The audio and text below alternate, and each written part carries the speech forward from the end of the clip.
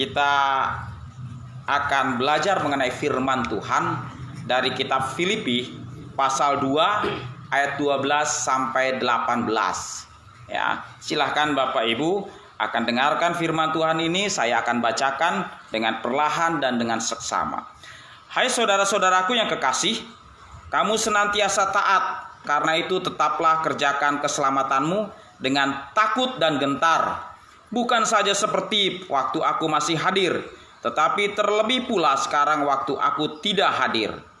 Karena Allah lah yang mengerjakan di dalam kamu, baik kemauan maupun pekerjaan menurut kerelaannya.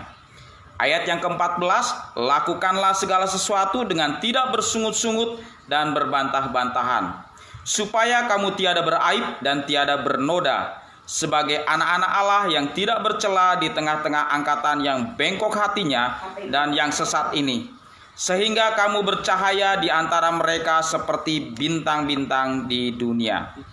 Ayat yang ke-16, sambil berpegang pada firman kehidupan, agar aku dapat bermegah pada hari Kristus, bahwa aku tidak percuma berlomba dan tidak percuma bersusah-susah. Tetapi sekalipun darahku dicurahkan pada korban dan ibadah imanmu, aku bersukacita, dan aku bersukacita dengan kamu sekalian. Dan kamu juga harus bersukacita demikian, dan bersukacitalah dengan aku.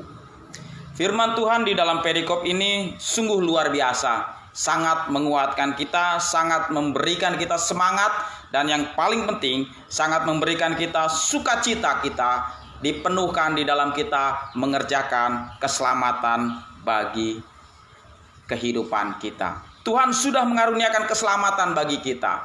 Tuhan Yesus telah mati di atas kayu salib, rela berkorban untuk kita, untuk menebus dosa kita. Lalu Bapak Ibu Saudara sekalian, apa yang harus kita lakukan di dalam kita mengucap syukur, berterima kasih di dalam keselamatan yang telah Tuhan berikan? Mari kita lihat Bapak Ibu Saudara sekalian, di dalam ayat yang ke-14 bagaimana kita akan melihat kehidupan orang-orang yang ada di luar Tuhan di dalam menjalani kehidupannya. Ayat yang ke-14, karena Allah lah yang mengerjakan sesuatu di dalam kamu, lakukanlah segala sesuatu dengan tidak bersungut-sungut dan berbantah-bantahan. Orang dunia pada umumnya itu bersungut-sungut dan berbantah-bantahan. Apalagi di masa sekarang, masa pandemi ini, masa kesusahan melanda hampir semua orang. Tetapi puji Tuhan, ya, banyak orang-orang yang saat ini sudah lewat dari sakit penyakit, terutama sekarang pandemi COVID-19. Namun di bagian lain ada banyak orang yang saling bersungut-sungut, saling menyalahkan, saling berbantah-bantahan. Itu adalah hal yang biasa dilakukan oleh orang-orang yang tidak hidup di dalam Tuhan. Lalu hal kedua, orang yang tidak hidup di dalam Tuhan, di dalam ayat yang ke-15, yaitu di sana dituliskan, mereka itu bengkok hatinya dan sesat. Ya. Kehidupan orang dunia saat ini hatinya tidak lurus. Banyak orang yang tidak benar atau jujur di hadapan Tuhan. Mereka membengkokkan hati mereka, dan bahkan jalan yang mereka tempuh pun sesat, karena banyak kesusahan, banyak kesukaran yang menimpa dalam kehidupan sekarang ini. Lalu yang ketiga, bagian ketiga Bapak Ibu Saudara sekalian, di mana kehidupan orang di luar Tuhan itu mereka biasanya tidak mau berkorban bagi orang lain. Ya, di dalam ayat yang ke-17, orang-orang itu mereka tidak mau berkorban, tidak seperti orang-orang yang di dalam Tuhan. Lalu dari tiga hal ini Bapak Ibu Saudara sekalian, kita mengamati dalam kehidupan sekarang dan yang akan datang, banyak orang yang bersungut-sungut, banyak orang yang berbantah-bantahan. Bahkan setiap orang kehidupannya bengkok hatinya dan sesat jalan kehidupannya. Dan yang ketiga, mereka tidak mau berkorban. Mereka mementingkan diri sendiri. Yang penting saya sudah cukup, saya aman, saya tentram, orang lain tidak saya pedulikan. Lalu bagaimana Tuhan memberikan contoh di dalam kehidupannya? Bagaimana kehidupan Kristus di dalam dunia ini pada saat bersama-sama dengan manusia 2000 tahun yang lalu?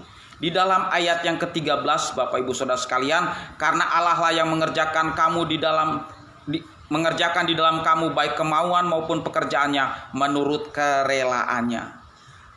Kristus mencontohkan dalam kehidupannya, Kristus penuh dengan kerelaan. Dia mengosongkan dirinya, beliau turun ke dunia.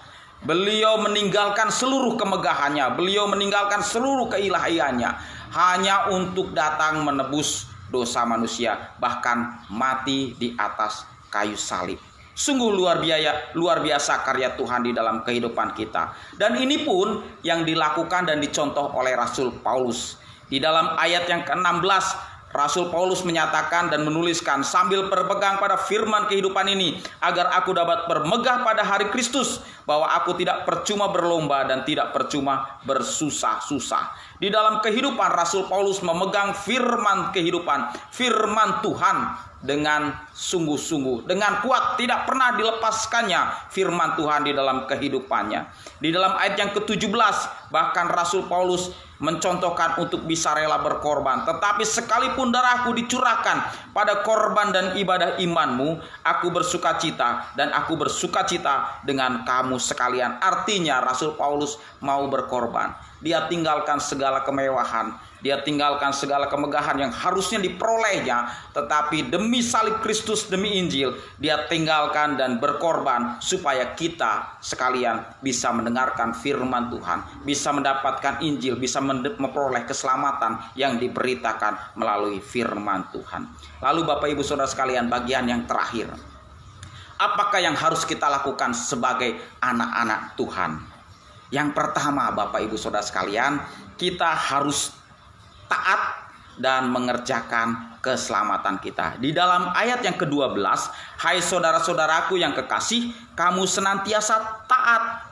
Karena itu tetaplah kerjakan keselamatanmu dengan takut dan gentar. Bukan saja seperti waktu aku masih hadir, tetapi terlebih pula sekarang waktu aku tidak hadir. Dalam hal ini Bapak Ibu Saudara sekalian, Rasul Paulus mengingatkan kita agar kita tetap mengerjakan keselamatan yang Tuhan berikan itu dengan ketaatan dan juga dengan takut dan gentar akan Tuhan. Bukan karena ada pendeta, bukan karena ada hamba Tuhan, bukan karena ada penatua gereja, kita melakukan hal yang baik-baik. Pada saat kita pergi ke gereja, kita berkelakuan baik. Setelah keluar gereja, kelakuannya kurang baik atau tidak baik. Bukan karena ada pengawasan dari pendeta ataupun dari penatua ataupun dari orang-orang sesama seiman kita, tetapi karena takut dan gentar akan Tuhan. Artinya Tuhan senantiasa selalu mengawasi kita. Tuhan senantiasa selalu melihat kita. Tuhan senantiasa selalu mengawali kehidupan kita. Sehingga Bapak Ibu Saudara sekalian, kita harus mengerjakan keselamatan itu karena takut dan gentar akan Tuhan dengan ketaatan yang penuh. Yang kedua, Bapak Ibu Saudara sekalian, apa yang harus kita lakukan di masa sekarang ini sebagai anak-anak Tuhan? Di dalam ayat yang ke-15, supaya kamu tidak beraib dan tidak bernoda, sebagai anak-anak Allah yang tidak bercela di tengah angkatan yang bengkok hatinya dan yang sesat ini. Yang kedua, Bapak Ibu Saudara sekalian, kita jangan beraib dan bernoda, serta kita jangan berbuat cela. Artinya menjaga sikap tingkah laku kehidupan kita supaya seturut dengan firman Tuhan, supaya seturut dengan kehendak Tuhan, maka Tuhan akan bersuka atas kehidupan kita. Lalu yang ketiga, Bapak Ibu Saudara sekalian, masih di dalam ayat yang ke-15 bagian yang terakhir, sehingga kamu bercahaya di antara mereka seperti bintang-bintang di dunia. Artinya Bapak Ibu Saudara sekalian, kehidupan kita sebagai umat Kristen haruslah menjadi pancaran yang baik, pancaran terang di antara kehidupan orang dunia. Pada saat orang lain mungkin bersungut-sungut, berbantah-bantahan, kita harus mengucap syukur. Kita harus bisa bekerja sama, kita harus bisa melakukan persatuan-kesatuan, gotong royong untuk menyelesaikan banyak masalah. Sementara di tempat lain orang banyak bengkok hatinya dan sesat, mari kita luruskan hati kita dan kita berjalan di jalan yang benar sesuai dengan firman Tuhan. Dan yang terakhir Bapak Ibu Saudara sekalian, kita harus mau berkorban bagi sesama kita. kita mau harus berkorban bagi orang lain. Banyak hal yang bisa kita lakukan di dalam kehidupan kita. Kita mendoakan saudara-saudara kita mendoakan tetangga kita mendoakan masyarakat Indonesia, bahkan seluruh dunia ini, supaya pandemi COVID-19 ini cepat berlalu.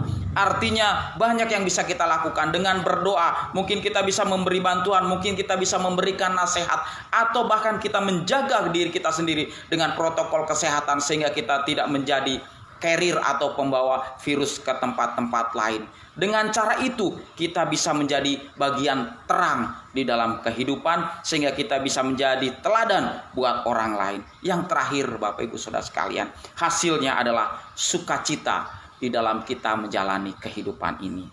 Ini dalam ayat yang ke-18, dan kamu juga harus bersukacita demikian, dan bersukacitalah dengan aku. Mari kita bersukacita bersama-sama di dalam mengerjakan keselamatan ini. Karena Tuhan ingin kita menjadi terang. Tuhan ingin kita menjadi pancaran berkat. Tuhan ingin kita menjadi bagian yang berbuat baik di dalam kehidupan ini. Mari kita tunduk kepala dan kita berdoa.